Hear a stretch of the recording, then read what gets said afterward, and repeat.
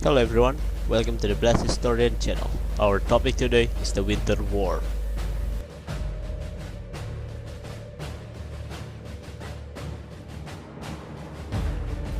Winter War, or Finno-Russo War, is a war where the USSR tried to invade Finland.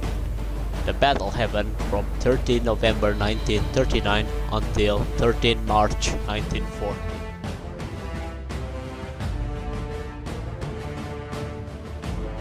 Before the war began, the Soviets tried to negotiate the border with Finland. The Soviet wishes that the border between the USSR and Finland on the Karelian Isthmus be moved westward to 30 km east of city Viipuri. Also, Finland must destroy all existing fortifications on the Karelian Isthmus. The Soviets also demanded the island from the Gulf of Finland, as well the Kalastaya Sarento. Then the Finns should lease the Hanko Peninsula for 30 years and let the Soviet build military base. In exchange, the Soviet will give Repola and Porjärvi to Finland.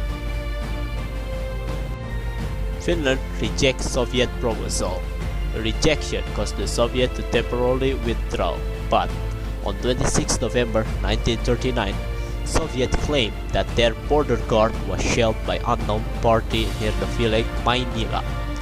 The Soviets blamed Finland for the incident and demanded that Finland should apologize and move its troops 20 until 25 km away from the border. Finland of course denied the claim and offered investigation to the incident, but the Soviets rejected the offer and claimed that Finland's response was hostile to the Soviet. This incident denounced the non-aggression pact between the Soviet and Finland and escalated to the Winter War.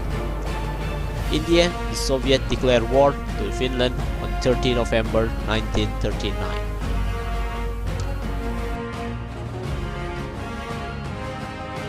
The Soviet Union began to launch their offensive on the Mannerheim Line. The Mannerheim Line was the Finland defense fortification in Karelian Isthmus.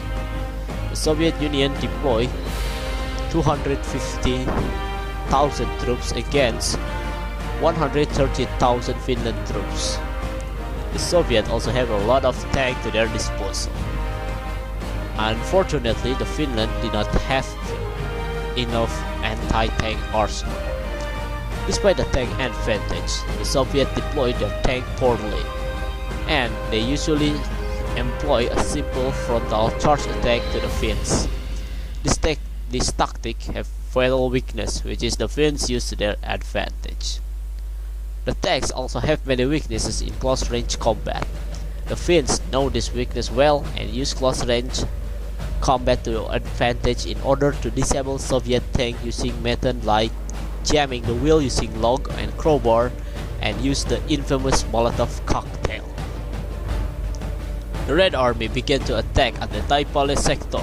This attack was started by artillery barrage, then followed by infantry charge on the open ground.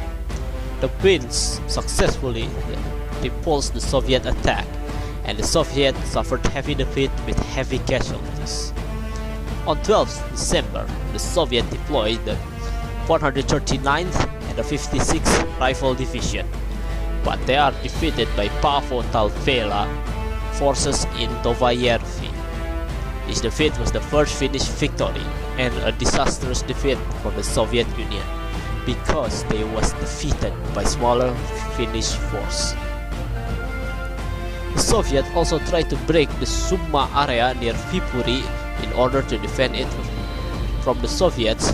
The Finns built 41 reinforced concrete bunkers near the area. Unfortunately, the Soviet tanks successfully break through the line due to the lack of anti-tank from the Finnish force. But the Finns still successfully repelled the main assault and in the end the Soviet tank was stranded behind enemy line. The Soviets also launched their forces in Ladoga, Karelia. It was located north of Lake Ladoga. The Soviets had 3-1 advantage in manpower and 5-1 advantage in artillery, as well as air supremacy. The Soviet numerical advantage forced the Finns to retreat. The Finns fall back to the Kola area. The Soviets tried to keep pushing, but in the Battle of Kola, the Soviet was stalled partly thanks to Finnish legendary sniper Simo Haha. He was dubbed by the Soviet as the White Death, and Simo credited with 500 kills during the Winter War. The Finns also repelled Soviet attack in the Battle of Kolbajärvi on 5th December. In northern Karelia, the Finns successfully employed guerrilla attack to the Soviet. They used white camouflage and ski to their advantage. The ski also gives Finns flexibility advantage.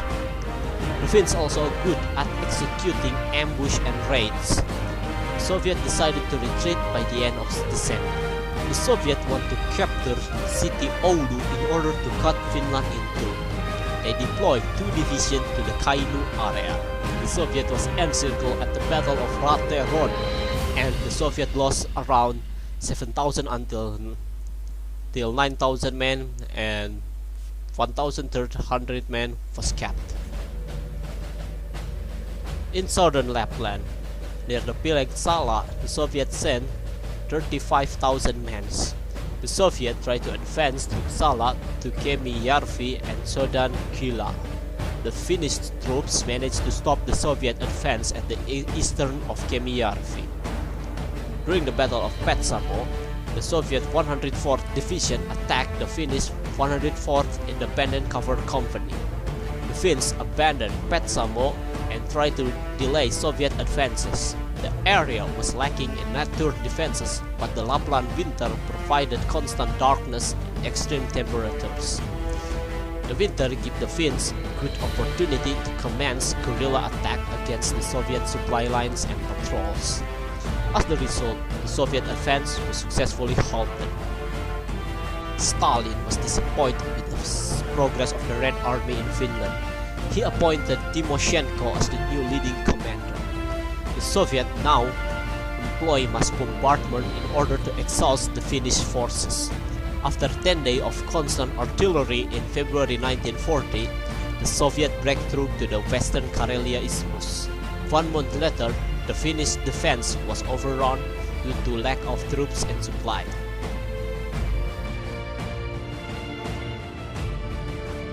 The Winter War was ended by Moscow Treaty. This treaty was signed on 12 March and ratified 9 days later. The treaty resulted area cession from Finland to the Soviet Union. This area consisted Gulf of Finland Islands, Karelian Isthmus, Ladoga Karelia, Sala, and Ribachi Peninsula, and the lease of Hanko to the Soviet Union for 30 years. Even Finland suffered defeat from the war. Finland inflicted most damage to the Soviet Union, and the Soviet Union lost around 321,000 until 381,000 casualties, and Finland only lost 70,000 casualties. So that was our episode for today. Thank you for watching, and if you like and enjoy the video, don't forget to subscribe and like the video. I wish you have a wonderful day and see you in the next episode.